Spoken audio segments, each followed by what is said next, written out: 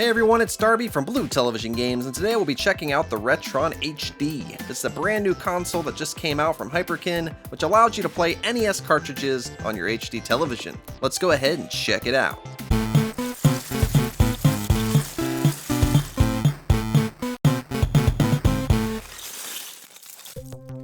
So the cool thing I've heard about this system is it's not an emulation system.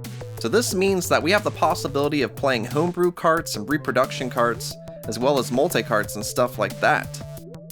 Also just really cool that it's not relying on emulators to work. Alright, let's go ahead and open her up. And I gotta say, the system looks great. We got the controller there, which also looks really cool. And the power supply. Everything's presented very nice here. Alright, so here's AV cables. You can actually plug this into an old school TV as well. And there's a USB cable probably for the power supply. And here's the controller. It looks a lot like an NES controller. It feels great. I feel like the D-pad and the B and A buttons could be a little higher, but I really like how the controller sticks out in the back. It fits in your hands really nicely because of this. If the buttons were just a little higher, I think it would be perfect, but this feels really nice. Alright, here's the power supply, which we can plug the USB cable into so we can plug it into an outlet. Of course, there's an HDMI cable. And here is the system, the Retron HD, which does look a bit like the original NES. To get an idea of the size of this, we're going to go ahead and put the NES Classic right next to it. As you can see, it's a bit larger than the NES Classic, but you got to keep in mind that's an emulation system. This one's actually going to play carts. Here's the top of the system where the cartridges go in. I like the nice red color. In the front, we got two inputs for two players. We also have the power and the reset buttons. Everything looks constructed really nice. It's got some nice little rubber feet to keep it from sliding around. It's got the AV ports to hook it up to an old school TV, as we said before. Has HDMI out, which is what a lot of people are going to use this for. And it has this cool switch where you can do 16:9 or 4:3. So if you want to fill up more of your modern TV, you can switch it to 16:9. If you want it to look more like the original aspect ratio, you can just click it over to 4:3. Also on the corner is a little Hyperkin H, which will light up when we hit the power button. One thing I really want to test before we get going is the Retron 5. Many of us that own that system know when you put cartridges in, there's a death grip. It's really hard to get the carts out, which is a bit of a concern if you have some old, more rare games. We're going to pop in a copy of Uninvited and see how hard it is to remove. Alright, so here we go. Yep, as I kind of worried, it's got that death grip, which will probably eventually, it'll wear in or whatever, but could be a concern. Maybe you'll want to hold off on using some of your more rare cartridges on this. Alright, now for gameplay, we're going to try out the Power Pack, Super Mario Bros. 3 Mix, which is a ROM hack put onto a cart, a Famicom game, Burger Time, a pretty common NES game, a repro cart of Splatterhouse translated to English, the Aladdin Deck Enhancer, and also a 501 multi-cart. Let's go ahead and get started. Alright, first up is Burger Time. I wanted to try out a more common NES game first. We know this is going to work, and it did great.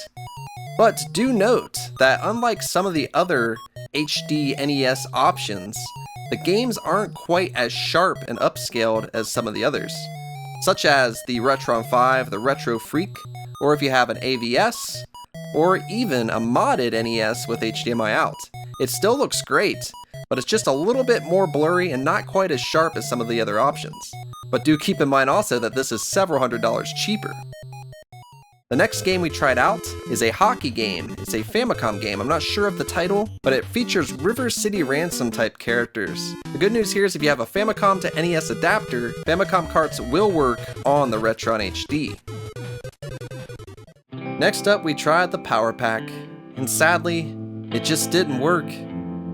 It's sad because the Power Pack is so cool. You can put ROMs on it, back up your games, you can play ROM hacks, you can play homebrew games. It just doesn't work. Sorry, Mario. Sorry, Mario. Don't cry. I know, it's tough. Next up, we tried out Super Mario Bros. 3 Mix. Super Mario Bros. 3 Mix is a Super Mario Bros. 3 ROM hack. I happen to have a version that someone put on an NES cart. This is pretty homebrew stuff here, but the great thing about this is it did work on the Retron HD. After that, I decided to try out my reproduction card of Splatterhouse. Splatterhouse was only released on the Famicom in Japan. Never made its way to the US, but this is an awesome game that I actually do own on Famicom as well. At one point I was able to snag this reproduction cart for the NES. And the good news here, as you can see in the video, it played great on the Retron HD. Next up we tried the Aladdin Deck Enhancer. Sadly, it doesn't run great, but it did work. I will say though that the Aladdin Deck Enhancer is quite fidgety in most NESs to begin with. Once the game got started off, it did actually run pretty decent. We see some graphical errors at the bottom of the screen, but the game was still playable. So it is pretty cool that the Retron HD can play Aladdin Deck Enhancer games. Next up we put in the multi-cart, and to my surprise it worked great. We scrolled through and decided to try out a game I've always wanted on the NES, which is Mighty Final Fight. I'd never played this game before, but it's easy to see why a lot of people praise this game. It's a side-scrolling beat-em-up, but it has great animations on the characters. They look hilarious, it's a lot of fun, sort of like Double Dragon River City Ransom. The most important part of this is that the multi-cart did work, the homebrews did work, and even Super Mario 3 Mix worked, which is really cool because it's a ROM hack put onto a cart.